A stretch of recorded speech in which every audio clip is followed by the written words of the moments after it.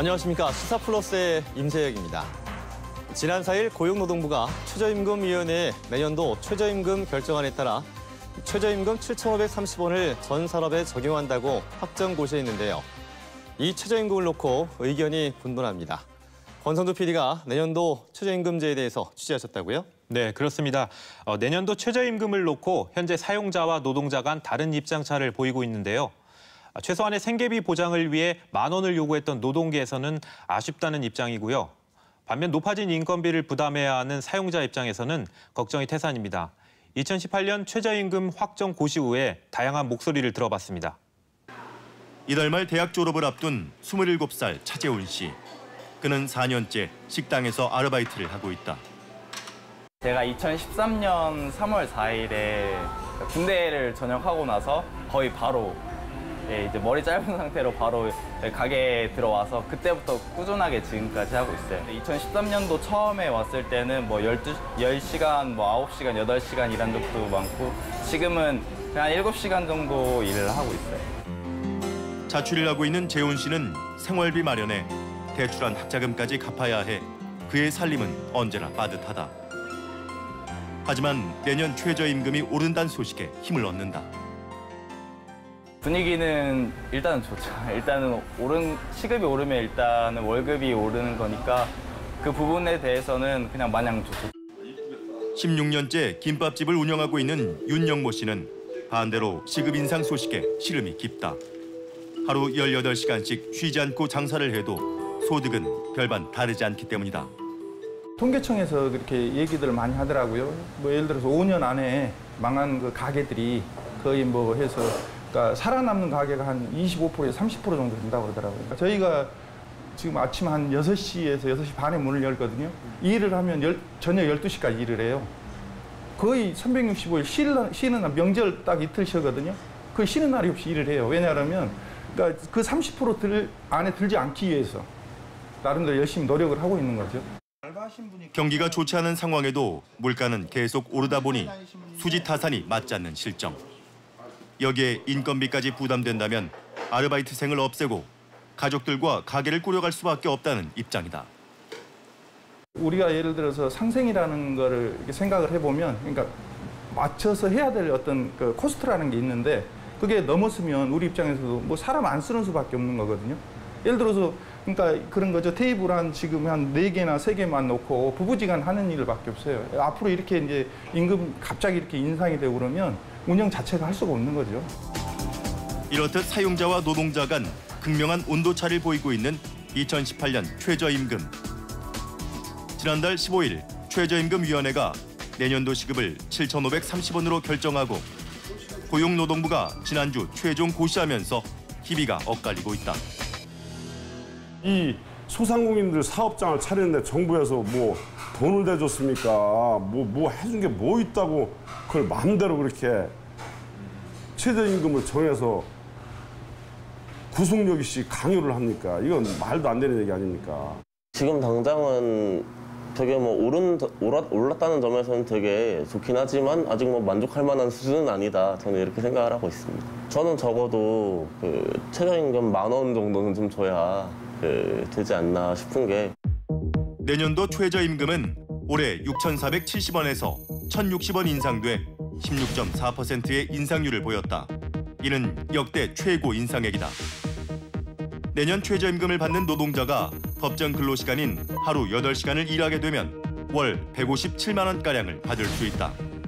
올해보다 22만 원 정도가 인상되는 셈이다. 이번에 이제 16.4%가 지금 갑자기 오르는 거잖아요. 뭐 7%, 8%대에서. 그게 지금 보통 그 임금 인상률이 요새 보니까 4% 정도 되더라고요. 평균 임금 인상률이. 그럼 16%면 평균 임금 인상률의 4배가 지금 오르는 거거든요. 최저임금위원회는 사용자, 근로자, 공익위원 각 9명씩 모두 27명이 모여 최저임금을 심의 결정한다. 2018년 최저임금으로 근로자 측은 최초 10,000원을 제시했고 사용자 측은 6,625원을 제시했다. 공익위원들이 막판 협상을 진행하며 근로자 측의 7,530원과 사용자 측의 7,300원의 표결을 통해 7,530원으로 의결한 것이다. 최저임금위원회의 심의 중 업종별 차등 적용 논의가 있었지만 최저임금은 모든 업종에 동일한 금액 7,530원이 적용될 예정이다. 그동안 이제 최저임금을 결정할 때마다 항상 논란이 되었잖아요. 노동계 쪽에서는 너무 낮다. 또 이제 경영 쪽에서는 이제 너무 높다. 이렇게만 이야기들을 하셨는데 실제로 우리 사회가 사회적 양극화 문제가 심각해지면서 어디에서부터 이 문제를 풀 것인가 이런 이야기들을 했을 때 그 핵심이 최저임금이거든요. 왜냐하면 대부분의 비정규직 노동자들이 시급이 이 최저임금으로 대부분 결정이 되거든요.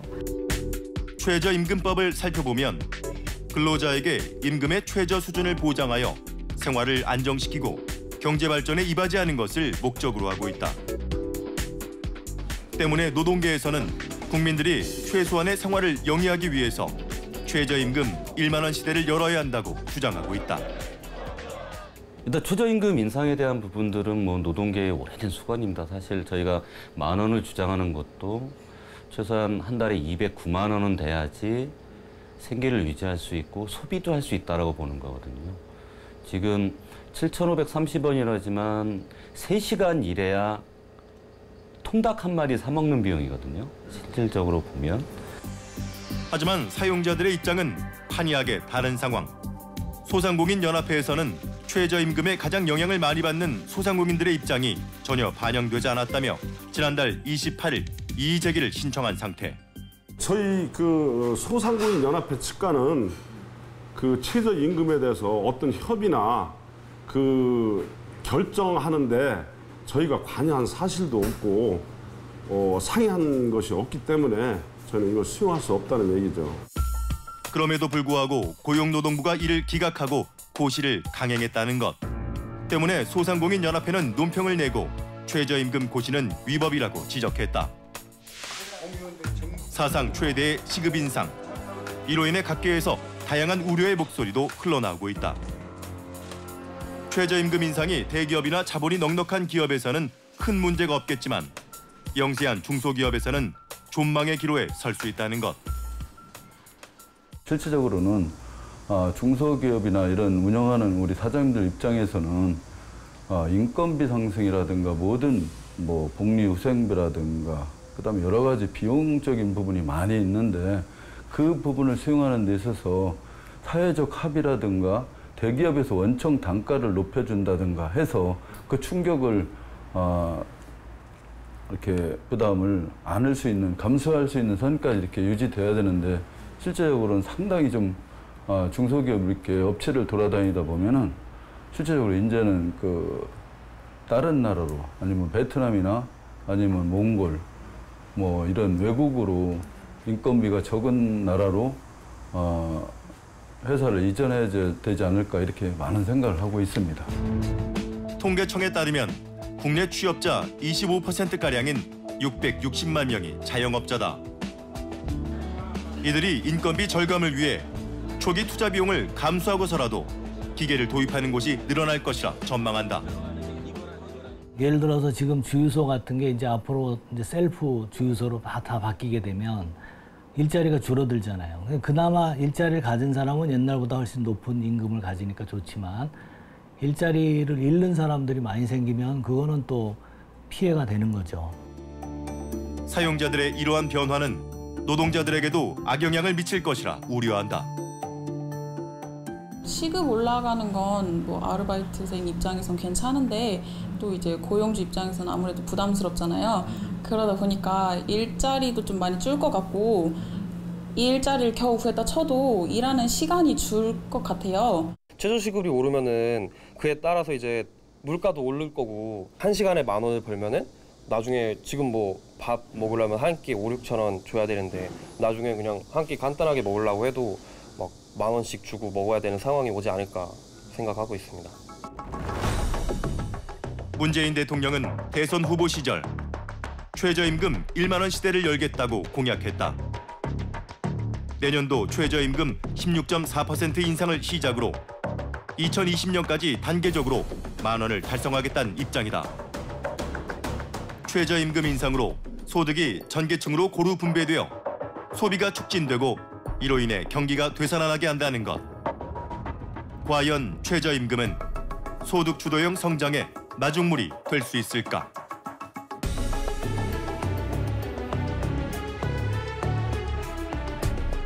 최저임금을 사용하는 그런 업주들이 대부분 영세 자영업자다 보니까 결국은 이게 소득이 낮은 계층에서 낮은 계층으로 잘못하면 이전하는 그런 형태가 될 수가 있다면은 그것은 뭐 소득 주도형 성장도 아닌 것 같거든요. 그래서 그런 점에서 좀 약간 좀 그 보완책을 마련하고 좀 그 최저임금을 증가시키는 속도도 고용이나 이런 거를 이제 상황을 같이 보면서 이제 속도를 좀 맞춰가는 것이 좋겠다는 생각입니다.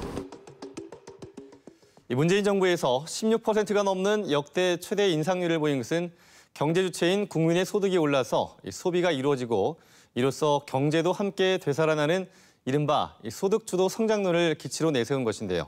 여기에 대한 반응은 어떻습니까? 네, 물론 모두가 고루 잘 살게 돼 경제가 되살아나면 좋겠지만요. 물가 상승이나 일자리 감소, 노동시간 감소로 이어지는 게 아닌가 하는 우려의 목소리도 제기되고 있습니다. 예, 말씀하신 문제 때문에 최저임금을 올리는 것보다는 다른 방법들을 강구하는 것이 좋지 않은가 이런 일각의 목소리도 있다고요? 네, 영세 사업자와 최저 생계비로 생활하는 노동자들 간의 소득 재분배가 아닌 근로자의 소득을 보전해주는 등의 다양한 사회 보장 제도를 강화하는 방법도 제시되었습니다. 예. 어떤 노동자 입장에서는 시급이 올라서 반가운 일이지만 혹시나 일자리가 감소하는 게 아닌가 걱정이 좀 클 것 같고요. 또 사용자 입장에서는 높아진 인건비 부담 때문에 걱정이 좀 많을 것 같습니다. 네, 그렇습니다. 과연 이들의 속사정이 무엇인지 좀 더 자세히 취재해봤습니다. 최저임금이 곧 최고임금이 되는 아르바이트 노동자들. 아르바이트는 비단 대학생들만의 이야기가 아니다. 노년층과 주부 등 아르바이트로 생계를 유지하는 사람들이 많기 때문. 이들은 왜 최저임금이 10,000원이 돼야 한다고 주장하는 것일까? 최소한의 생계비를 보장받기 위해서다. 그 10,000원에 대한 기준은 처음에 이제 많은 분들이 그러셨던 것 같아요. 밥 한 끼 먹고 차 한 잔 마실 정도의 급여는 줘야 되는 게 아니냐. 그러다 보니까 이제 최저임금 10,000원 이야기가 나온 거고, 실제로 이제 자기가 1시간 이상 노동을 해서 실제로 밥값도 못 받는 형편이었던 거잖아요. 지금까지 보면 대부분 식당에 가도 7,000원 이상이 되어지는데 밥 한 끼, 차 한 잔은 마실 정도의 급여는 받아야 된다. 그래야 적어도 인간다운 삶에 기준이 돼야 되는 것 아니냐. 이런 이제 주장들이 되어지면서 10,000원 이야기가 나오기 시작한 거죠. 학업을 유지하며 생활비를 벌고 있는 대학원생 백승민 씨. 그는 다양한 업종의 아르바이트를 이어가며 생계를 꾸려가고 있다. 저는 적어도 최저임금 10,000원 정도는 좀 줘야 되지 않나 싶은 게, 자취하는 학생들 입장에서는 이게 나가는 돈이 굉장히 많거든요. 지금 뭐 올랐다고 해도 한 150만 원 정도로 알고 있는데, 한 달 월급 이제 전체 근로시간으로 해서 그러면은 이게 뭐 월세 나가고 핸드폰비 나가고 뭐 이제 여러 가지 뭐 식비라든지 뭐 교통비라든지 이런 거 다 나가면은 사실 문화생활이나 이런 걸 즐길 수가 없어요. 게다가 취업을 알아본다고 해도 전부 다 이게 다 비용이 들게 되잖아요. 추가적인 비용이. 그렇기 때문에 이거는 아직까지는 좀 부족하다 이렇게 좀 생각을 하게 됩니다. 최저임금위원회가 최저임금 기초자료로 활용하는 비혼단신 근로자의 실태 생계비 분석 보고서에 따르면 내년도 최저임금을 월급으로 환산한 157만 원은 지난해 전체 비혼단신 근로자가 월 평균 실제로 지출되는 생활비인 실태 생계비 175만 원에도 못 미친다는 것이다. 때문에 내년도 최저임금 인상이 아쉬운 것이다. 일단은 뭐 최저임금위원회에서도 얘기했지만 그 비혼 단신 1인 가구의 그 표준 생계비가 이제 작년 기준으로 조사된 게 157만 원가량 됩니다. 그렇다면은 1인 가구가 157만 원이라면 올해 인상폭이 이제 그 정도 선에 맞춘 건데, 그렇다면 그 정도 선에서는 반드시 좀 맞춰져야 된다라는 거고, 특히 문제가 뭐냐면 최저임금은 최저임금이 아니거든요, 사실상. 이게 비정규직 노동자들한테 이게 최고임금입니다. 근데 내년에는 이것이 또 수치가 올라갈 거기 때문에 최저임금이 대폭 인상되지 않는다라면은 실제 가구 생계비에서 적자가 계속 누적될 수밖에 없는 조건인 거죠. 하지만 더 큰 문제는 최저임금을 법으로 규제하고 있어도 제대로 지켜지지 않는다는 것이다. 아르바이트 노동조합 대전 충남지부가 대전 지역 노동자를 대상으로 노동환경 실태 조사를 실시했다. 이 보고서에 따르면 노동자의 25% 정도가 여전히 최저임금 미만의 임금을 받고 있다고 조사됐다. 저희가 지난 2달 동안 대전 지역 알바 노동 실태 조사를 직접 돌았었는데요. 주로 이제 편의점과 PC방을 중심으로 돌았는데 한 20% 정도가 최저임금을 이미 못 받고 계셨고요. 꽤 많은 수가 딱 최저임금을 받는 정도로 조사가 되었습니다. 뿐만 아니라 지난해 월급이 최저임금도 못 미치는 근로자가 전국적으로 266만 명에 달한다. 전체 근로자의 13.6%를 차지한다. 실제로 최저임금을 받지 못하는 편의점 아르바이트생을 어렵지 않게 접촉할 수 있었다. 방학 중 생활비를 벌기 위해 급히 아르바이트를 구한 대학생 이모 씨는 하루 7시간 편의점에서 근무한다. 현재 최저임금인 6,470원보다 낮은 5,000원을 받고 있다. 아르바이트를 구할 때 일단 제가 되게 급한 상황이었고요. 어떤 돈을 벌어야 하기 때문에 그때 그래서 찾다가 편의점 알바를 찾았는데 면접 볼 때 사장님이 딱 말씀하시더라고요. 그냥 5,000원밖에 못 준다. 대부분 편의점들이 다 그런 상황인 것 같더라고요. 뭐 적게는 4,000원 정도 받는 상황도 있고. 아르바이트 노동자들은 왜 법으로 규제하고 있는 최저임금을 요구할 수 없는 것일까? 제가 잘릴 것 같고요. 그래서 말 못하고 있는 상황입니다. 제가 어쨌든 의뢰 상황이기 때문에 그리고 다른 일자리를 구하는 것도 좀 상황이 여의치가 않아서 어쩔 수 없는 상황에서 5,000원 받고요 일하고 있어요. 사용자가 최저임금을 제대로 지급하지 않아도 법적 처벌이 약해 잘 지켜지지 않는 것이 현실. 사실은 이제 최저임금이 그동안은 근로기준법에 반드시 지켜야 되는 법이지만 이런 것들을 이제 강력한 단속이라든가 개선을 위한 여러 가지 이제 활동들이 미비하다 보니까 이것들이 잘 안 지켜졌던 것이 사실이거든요. 그래서 실제로 최저임금이 인상되는 만큼 최저임금을 반드시 지켜야 된다라는 사회적 공감대, 사회적 합의, 그리고 사회적 실천이 좀 필요한 것 같습니다. 최저임금 인상으로 큰 타격을 받을 것이라 예상하는 소상공인과 영세 중소기업들. 이들은 앞으로의 인건비 부담이 사업의 위기로 느껴질 정도다. 국가에서 인정하는 거는 제가 제일 걱정되는 거는 저도 한 20년을 경영을 하긴 했는데요. 어떤 주방적인 기술이 노하우 하나도 없이 다른 사람에 의지해서 가게를 했거든요. 근데 막상 예를 들어서 이런 분들은 직원을 줄이면 되지만 저는 직원을 줄일 수가 없잖아요. 아예 가게 문을 닫아야 되거든요. 그래서 저는 그게 만약에 이런 최저임금이 이렇게 높아지고 장사가 안 되면 저 같은 사람은 거의 문을 닫아야 되는 실정이죠. 그게 제일 걱정되고요. 한국노동연구원의 보고서에 따르면 최저임금 인상으로 가장 큰 영향을 받는 곳은 음식점업, 고용알선업, 복지시설 운영업 순이다. 최저임금이 15% 정도 인상될 경우 인건비 부담은 0.8%포인트 증가하는 것으로 추산된다. 특히 4인 이하 음식 숙박업의 경우 인건비 부담이 4%포인트 정도로 더욱 높아질 것이라 예상하고 있다. 제작진은 대전시 중구에 위치한 식당 운영자들을 한자리에서 만났다.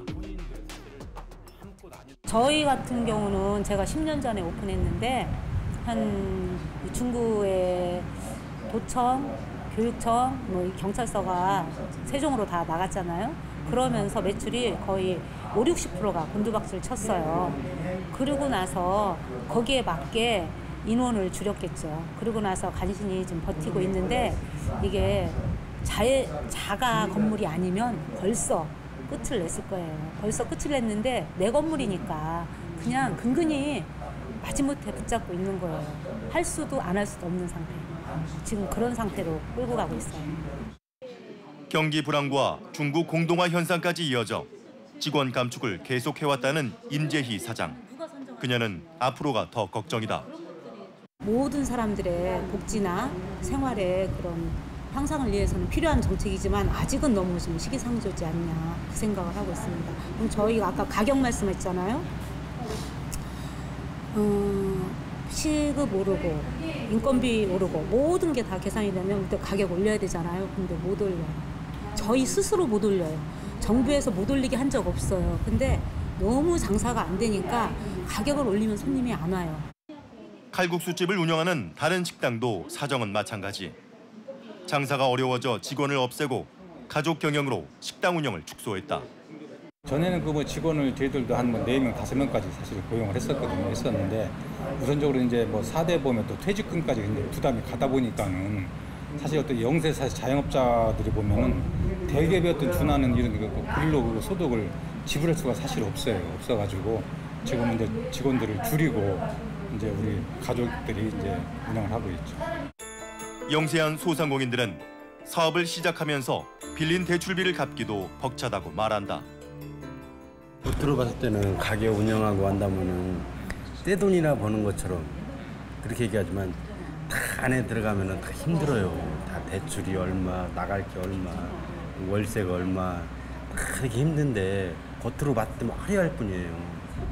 그런 거 좀 알아줬으면 좋겠어요. 저희가 건물 임대료는 없지만요. 은행 대출 이자는 엄청나게 나가고 있잖아요. 건물 임대료에 못지않게 대출 이자가 건물 살 때 대출 받은 거를 못 갚고 가고 있어요. 그러니까 마찬가지예요. 정부는 최저임금 인상으로 어려움이 예상되는 업종의 소상공인들을 위해 관계부처 합동 지원 대책을 내놓았다.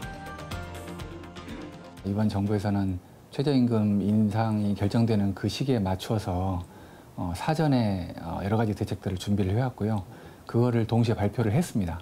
영세 소상공인들이나 영세 중소기업들을 대상으로 해서 일단 인상금 1,060원 중에 약 580원 정도, 55% 정도를 정부가 세금으로 지원을 할 계획입니다.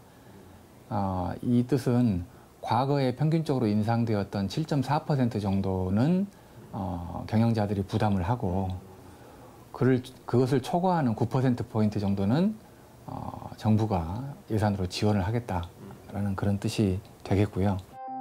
소상공인과 영세 중소기업에 투입되는 예산은 약 3조 원가량. 여기에 신용카드 부담 수수료 완화, 상가 임대차 문제, 프랜차이즈 제도 개선 등의 다양한 보호 대책들도 내놓았다. 사실 최저임금 인상분은 사회의 각 구성원들이 모두 함께 감수해내야 될 부분이라는 것이 원칙이지만 이번에 이제 소득주도 성장론의 첫걸음을 떼기 위해서 조금은 의욕적으로 많이 올린 그런 측면이 있기 때문에 그로 인한 부작용을 최소화하기 위해서 불가피하게 예산을 통한 직접 지원 대책을 강구를 하게 된 거고요. 이 대책은 앞으로도 이렇게 과도한 인상이 있으면 계속 논의가 될 겁니다. 하지만 가족 경영을 이어가고 있는 영세 자영업자들은 정부의 지원이 자신들에게까지 미치지 못할 것이라 낙담하고 있다. 최저임금 문제 가지고 우선 정부에서는 그 어떤 신용카드 우대 수수료를 내려준다고 얘기를 하는데 사실로 카드 수수료가 그렇게 어떤 운영에 어떤 영향을 끼칠 정도의 매출이라고 하면은 사실 걱정 안 하죠. 근데 그 혜택을 본다고 하는 부분들이 상당히 미비하다는 얘기죠. 가뭄의 단비처럼 오른 최저임금 인상. 하지만 생각했던 기대보다 우려가 더 큰 상황이다. 문제는 내년 시급이 오른다 하더라도 노동자들이 정당하게 받을 수 있는 생태계가 조성돼야 한다는 것. 시급이 오른다 해도 최저임금을 보장받지 못하거나 편법이나 꼼수를 이용해 최저임금만 지급하는 사용자도 발생할 수 있기 때문이다. 대전의 한 대학병원 정문 앞. 비정규직 청소 노동자들이 한낮의 더위에도 아랑곳 않고 거리로 나섰다. 이들은 처우 개선을 위해 한 달 넘게 시위를 이어가고 있는 중이다. 공공기관 같은 경우는 현재도 사실 정부 지침에 미화원들의 임금도 최저임금이 아니라 그거보다는 좀 더 높은 정부의 지침에서 정한 인건비가 있습니다. 그래서 현재 대전 지역의 대부분의 공공기관은 그 시중 노임 단가를 적용하고 있는데 그 지침마저 이행하지 않고 그야말로 이제 법에서 위배되지 않는 최저임금만을 지급하고 있는 거죠. 병원 측에서 연장 근무 수당을 지급하지 않기 위해 청소 노동자들에게 주 6일 7시간을 일하게 하고 최저시급만 지급한다는 것이 이들의 주장이다. 실제로 병원 지금 미화원들은 7시에 출근해서 4시에 퇴근하고 있기 때문에 실제로 병원에 상주하는 시간은 9시간입니다. 그런데 근로시간이 7시간이다 보니까 2시간은 강제로 쉬어야 되는 상황인 거죠. 그래서 저희 같은 경우는 2시간까지 굳이 쉴 필요 없다. 그러면 우리는 1시간만 쉬고 퇴근을 차라리 3시에 일찍 하겠다라고 했는데 그것도 허용을 안 해주고 있는 거죠. 병원은 다른 공공기관에 비해 방문객이 많아 노동 강도가 센 직업군. 하지만 이들에겐 일한 만큼 정당한 대우를 받는 것이 어려운 현실이 돼버렸다.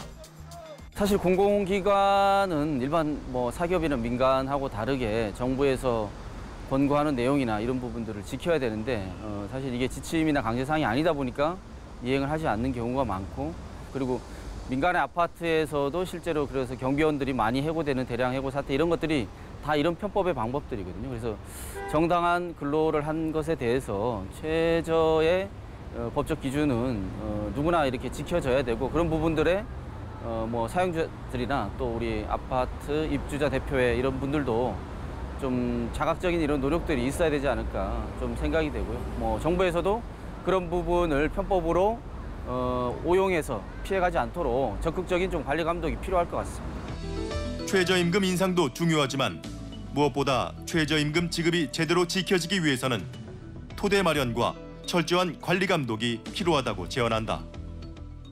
무엇보다 중요한 것은 현재의 우리나라 그 경제 구조, 특히 이익의 배분 구조에 있어서 한쪽으로 너무 몰려 있는 상황이기 때문에 이것들을 전체 산업으로 확장시킬 수 있는 이런 정책들이 마련돼야 된다. 그리고 이것들이 과감하게 좀 추진될 필요가 있고, 특히 중요한 것은 우리가 최저임금이 결정되더라도 이것들을 이수하지 않는 기업들이 또 나타나고 있거든요.